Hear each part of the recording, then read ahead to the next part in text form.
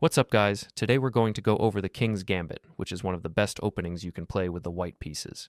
Pawn to e4, pawn to e5, and after that you start rocking with the move pawn to f4. Now, there are a couple of great advantages of the King's Gambit. It's very aggressive, it's full of traps, and your opponents usually know little to nothing about it. You can even have over a 90% win rate with it, which is pretty crazy. So, what's the main point of the King's Gambit?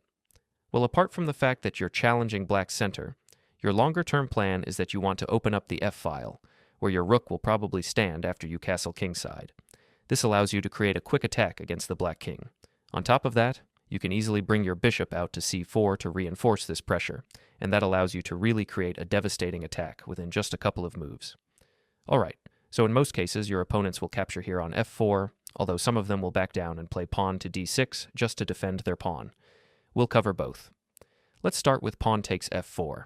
After that, you've got to watch out for their only and main threat, queen to h4 check to your king. Since you moved your f-pawn and it's no longer on f2, this queen to h4 at times can be unpleasant. But of course, you can stop this very easily just by playing knight to f3, which covers this square. Knight to f3 is the move you are going to be playing here all the time on the next turn, both to develop and to cover your king. Now, in this position, there are a couple of main options for black. Again, we're going to cover them all. Let's start with the move pawn to d5, when they try to challenge your center and open lines for their pieces to be developed. In this case, the main move is pawn takes d5, but we're going to play something a lot more interesting. Pawn takes d5 is certainly a fine move to play, but instead of capturing, you can simply defend your pawn with the knight from c3. In this case, you are also putting pressure on the center. Usually black will capture on e4 and then you recapture.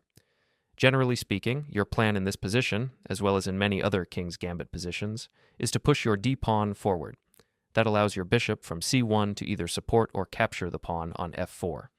This way, you will regain the material and enjoy a more dominant position. However, your opponent may still insist on their idea of exploiting the weakness along the diagonal. If they try to do that, your knight is the piece that stops them, so they may play bishop to g4, pinning your knight, which is a move black players love. After that, you simply play queen to e2, pretending like you're just developing normally. At this point, they may notice that they can actually capture your knight, attacking your queen and preparing queen to h4 check on the next move. So far, so good. But there is one little nuance that they completely miss. After knight to f6, you have checkmated black in one move. Now, the next variation is one of my favorites, and you are going to catch a lot of players with it. Sometimes after pawn to f4, your opponents don't really know what to do. They don't want to enter sharp complications, so they try to play it safe with pawn to d6, defending their pawn on e5. After that, just as always, you play knight to f3. In this case, it also increases the pressure on the central pawn at e5. Therefore, black often defends by going knight to c6, and then you play bishop to c4.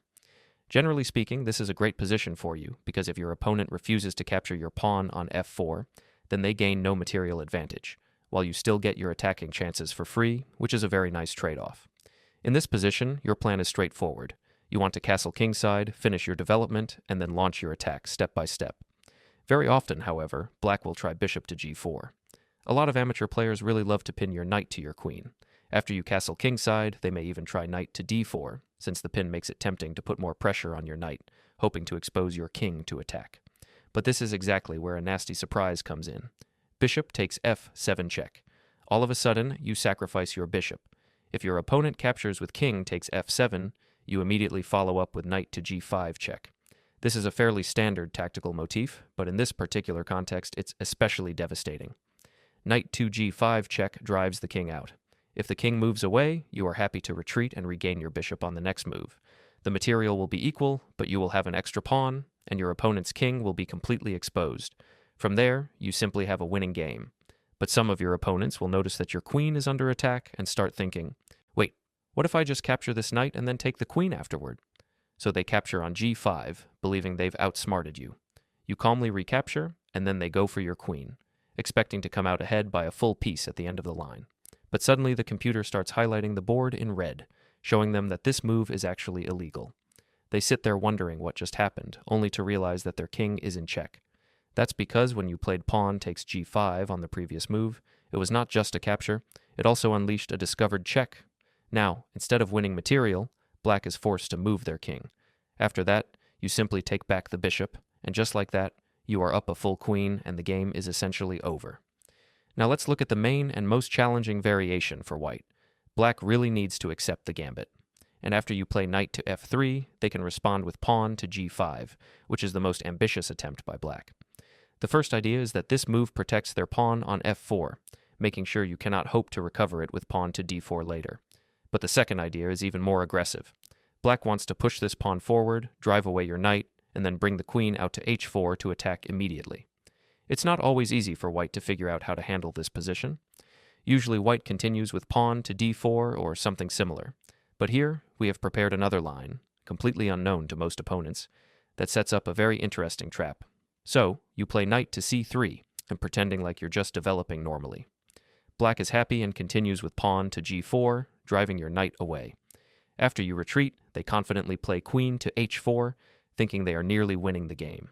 They believe they are already a pawn up, plus they're attacking your king, and at first glance, it doesn't look like there is an easy way out for you. But you calmly continue with pawn to g3. Once again, your opponent feels pleased, and they capture, trying to completely break open your king's defenses. Then you recapture with pawn takes g4. At this point, the correct move for black would be to trade queens and go into an approximately equal endgame. But of course, many opponents can't resist trying a flashy tactic.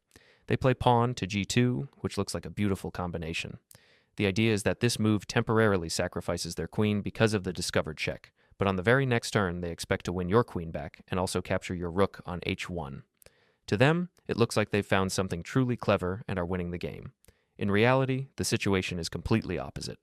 After you respond with queen to h5, there is simply no way for black to defend the pawn on f7. And even though they are technically up a rook, you deliver checkmate within just a couple of moves. That's the end of the story, and it's a really nasty trap. Even opponents at a very advanced level can easily fall into it, because seeing the entire sequence from the start is nearly impossible. Now, what can black do here? They cannot simply defend with the knight, because if they try that, you just push pawn to d4, and on the very next move you will eliminate the knight. After that, there is nothing stopping you from capturing their pawn, so that defense doesn't work. In one game, black tried to provide an escape square for their king, so they played bishop to a7, hoping that after you capture, the king could run away to d8 and survive. Instead of falling into that, I captured with the knight, pretending like I was simply regaining the rook. Black replied with knight to f6. Once again, black was playing very creatively, counterattacking, and they thought, finally, I've got you. The queen has to move, I will capture the knight, and I'll be ahead by half a board of extra pieces. But here comes another surprise. You play knight to d6 check. This move is both a discovered check and a double check, from the knight and the queen at the same time. That means the king is forced to move. If the king goes to f8, it instantly runs into the very standard queen to f7 checkmate, which looks a lot like fool's mate. So instead, in the game, black tried king to d8, thinking they still had winning chances. But then came the final blow. Queen to e8 sacrificed the queen, after rook capture, then knight on f7 checkmate. Thanks for watching.